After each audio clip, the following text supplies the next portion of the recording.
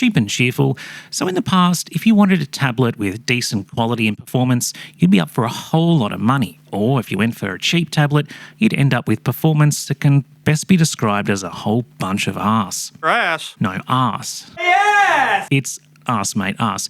Now, things are changing. These days, you can get a good tablet for less, including one example I found, which is half the price of the same model at your local big box store, but only if you know where and how to buy it. That and more coming up next.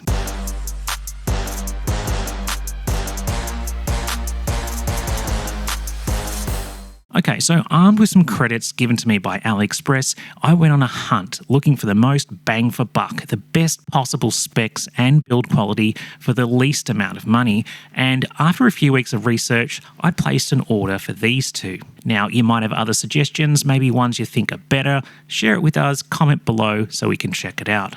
Now, both arrived in 6 or 10 days via DHL to Australia.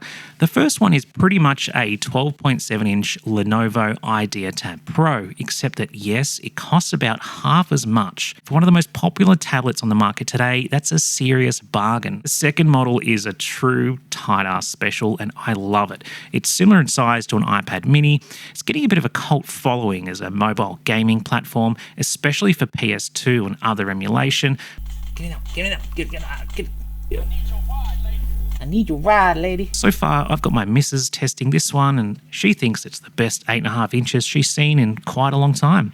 So this is known as the AllDoCube iPlay60 Mini Turbo. Now, I know what you're thinking. There's nothing worse than a cheap, no-name Chinese tablet, a Yumcha Pro Max that looks like a knockoff iPad. We've all had one of those cheapies. They're terrible. This is not that. Yes, AllDoCube is kind of a weird name, but they're one of the biggest tablet companies in all of China. China. Huge China.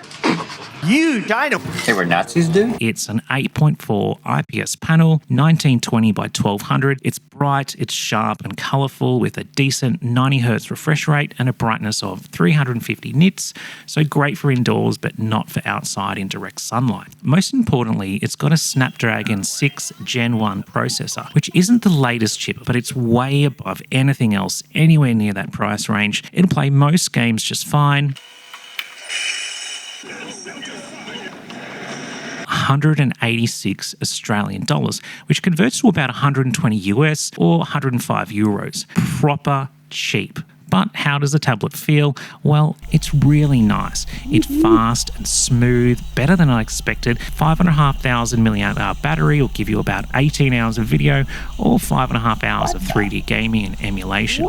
This model is particularly popular for PS2, PSP and Dreamcast emulation, something I didn't realise is so easy to do these days with games readily available to legally purchase and use in accordance with local and international obligations. Now, if you're going to use it for gaming, you really should pick up a stretch controller like this. It's going to immediately convert it from a tiny tablet into a proper portable gaming console. Makes a huge difference, but as you'd expect, there's 100 different controllers, some cheap, some expensive. So very quickly, if you're just starting out like me, I'd say just get a cheap common one like this. It's a BSP D11. It's relatively new and it's a good all-rounder. That said, if you're really into FPS games, you might want to pick up a BSP D8 Pro, which is about twice the price of this game controller, but is better quality all round, or a Galileo G8 if you really mean business.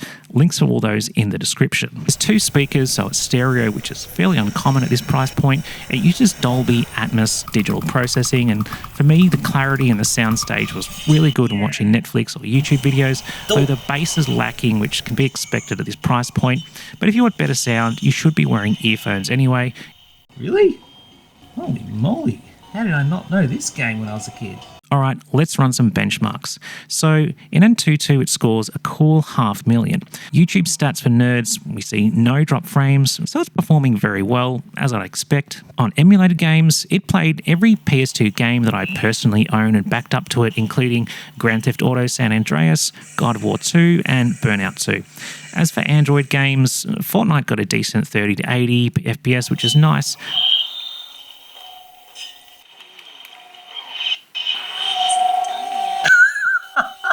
Call of Duty Mobile also feels pretty good. Trying a few others like Disney Racing was smooth. What? heck was that? Pretty much nothing I tried was a problem. Nice. What about the downsides? As with all cheaper tablets, software updates won't be coming as often as an Apple or a Samsung. There have been some complaints of the back coating rubbing off, so get a cover on there as soon as you buy it.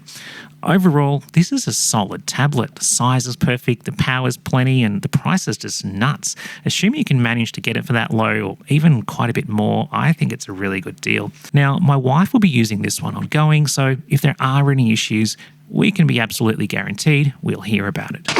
So moving on to what I reckon is just the deal of the freaking century. So the Lenovo IdeaTab Pro 12.7 is one of the most popular tablets on the market today, with countless glowing reviews. Goes for around $600 to $700 Australian at my local big box store. Even at that price, plenty of people are buying it. However, you can get it for much, much cheaper. Competition in China for Android tablets is fierce. Over there, you can get the locally packaged version for literally half the price that we pay in Western countries for the same hardware. I bought mine on AliExpress, delivered to my door using DHL in about 8 days, costing just $375 Australian, which is more than a 45% discount compared to my local store. And yes, the specs are identical. Pretty impressive.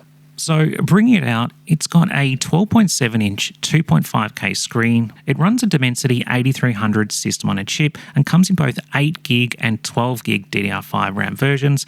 The included battery is one of the largest available on a tablet of this size at 10,200 milliamps with 45-watt fast charging. The unit itself is very smart looking, what you'd expect for a premium Lenovo tablet with quad JBL speakers, Android 14, and compatibility with Lenovo Precision Pen 3, which I grabbed for an extra $35.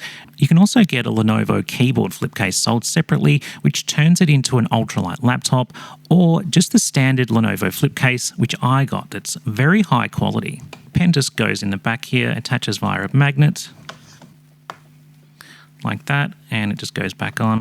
Looking at the performance of that 8300, no, it's not an Apple M4 Silicon, but it's a very strong chip, actually comparable to the Apple M1 in benchmarks. So if we look at a chart of the top 200 plus tablet and phone chips and go all the way to the top 25, we see the Dimensity 8300 right there. So it's certainly no slouch, and for $375 Australian shipped, it's insane value. Price shipped to Europe is around €200. Shipped to US, including tariffs, I think is about $350 US. Check the links below and check in your local area for the best possible price. Just as a comparison, if I bought a Samsung tablet for the same price locally, about $375, it would have gotten me a Galaxy Tab A9 Plus, which comes with a Snapdragon 695. That's way down at number 117 on this list. But even our super cheap AllDoCube, the little mini one, beats it with its Snapdragon 6 at 87th place. So both of these are really good price performance ratios. As for real world performance, Jensen Impact, nice looking, it plays smooth as butter. Fortnite the same, the frame rate's pretty good, no problem there. Call of Duty Mobile, man, COD has changed a whole lot since I last played on Xbox 360. Also silky smooth. Disney Racing, also good. Anything I threw at it, it ran really well. As for emulation, same thing, no issues whatsoever. Antutu scored well at 1.172 million, about double the score of the mini tablet. What about language? Since it's the Chinese language version, is Google disabled? Will you need to sideload the Play Store or anything like that? No, it's actually ready to go pretty much out of the box. As soon as you boot, it's going to ask if you want English or Chinese. Then, in the regular Android settings page, you can flip on Google Play Services, which means all the usual Google integration. To get Google Play installed, don't try anything fancy like I did. Just go into the Lenovo App Store, search for Google Play, and install it. The only other thing I did to this tablet was remove a few of those bloatware apps that they always include. There was about a dozen or so English and Chinese apps that I had to get rid of just by holding down and pressing delete. But if you're a non-English speaker, then this isn't the tablet for you, unless you've got the time and the patience to update it to a global ROM, which seems like it's possible, but that's going to be a serious effort. So yeah, this is a damn good tablet, either as a laptop replacement for work and productivity, or just for watching Netflix, YouTube, browsing the web, gaming, and all that. I'm going to continue using this and I'll report back in the future if I face any issues. Links are in the description for this one and the other tablet. I hope that's been useful for you if you're looking for a good, powerful tablet without spending the crazy money that they're all charging these days. That's all for now. Take care of yourself and I'll see you next time.